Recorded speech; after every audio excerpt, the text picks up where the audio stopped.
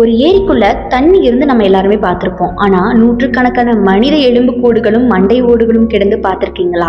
இந்தியாவுக்குள்ளேயே இந்த ஒரு மர்ம ஏரி இப்பவும் இருக்கான். உங்க எத்தனை பேருக்கு இதை பத்தி தெரியும்?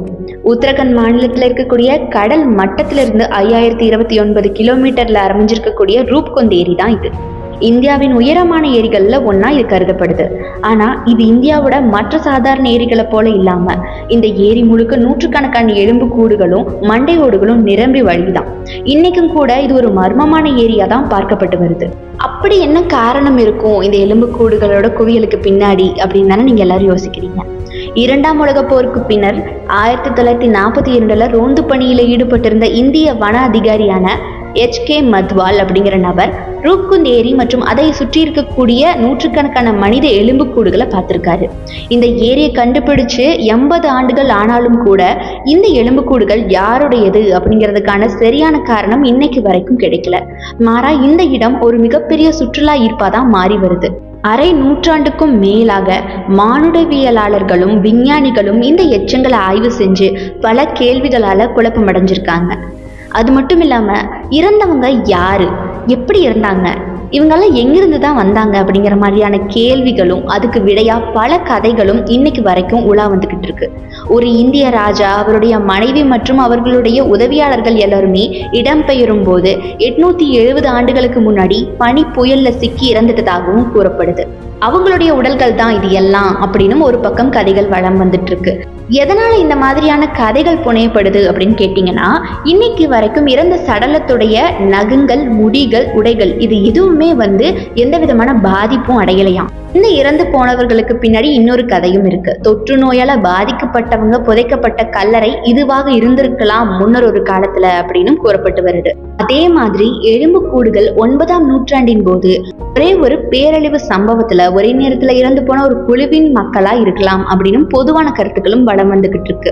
அதே மாதிரி அந்த இடத்துல ஆயுதங்களோ அல்லது ஆயுதங்கள் சம்பந்தப்பட்ட வர்த்தக பொருட்களோ எதுவுமே காணப்படல. இப்படி இறந்தவங்க தொற்று நோயால பாதிக்கப்பட்டாங்களா அப்படிங்கிறதுக்கான ஆராய்ச்சியும் அவங்க செஞ்சு பார்த்திருக்காங்க.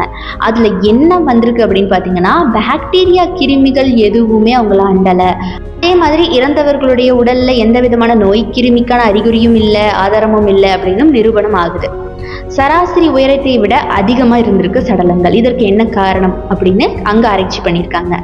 அவங்கள பெரும்பாலானோர் பார்த்தீங்கன்னா நடுத்தர வயதுடையவர்களா இருந்திருக்காங்க. 35 முதல் 40 வயதுக்கு இடைப்பட்டவர்களா. அவங்கள சில பேர் வயதான பெண்களாகவும் இருந்திருக்காங்க. எல்லாருமே ஓரளவு நல்ல ஆரோக்கியத்தோட தான் இருந்திருக்கிறதா கூறப்படுது. ஆனா இவங்க எல்லாருமே சராசரி உயரத்தை விட ரொம்பவே அதிகமா இருக்கிறத கண்டறியறாங்க.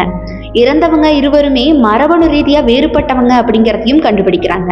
அவங்களுடைய இறப்புகள் 1000 ஆண்டுகள் வரை பிரிக்கப்பட்டதையும் ஆராய்ச்சியாளர்கள் கண்டுபிடிச்சிருக்காங்க. அவங்களுடைய மரணத்திற்கு என்னதான் வழிவகுத்திருக்கு, ஒரு பேரழிவு நிகழ்ந்திருக்கோ இல்லது வேற ஏதாவது மர்மமா அமானுஷ்யமா நடந்திருக்கா அப்படின்னு இன்னைக்கு வரைக்கும் கேள்விகள் எழுந்துகிட்டே தான் இருக்கே தவிர அதுக்கு விடைதான் கிடைச்ச பாடில்லை. இன்னைக்கு வரைக்கும் ரூப்குந்த் ஏரியில என்ன நடந்தது அப்படின்னு தெளிவா யாருக்குமே புலப்படல. அதற்கான பல ஆராய்ச்சிகள் செய்தும் கூட பலதரப்பட்ட ஆராய்ச்சியாளர்கள் அந்த இடத்தை பார்வையிட்டும் கூட இன்னைக்கு வரைக்கும் எந்த விளக்கமும் நமக்கு கிடைக்கல. இந்த இடமானது ஏன் சுற்றுலா தலமா மாறி இருக்கு அப்படிங்கிற கேள்வி இப்ப நமக்குள்ள வந்திருக்கும்.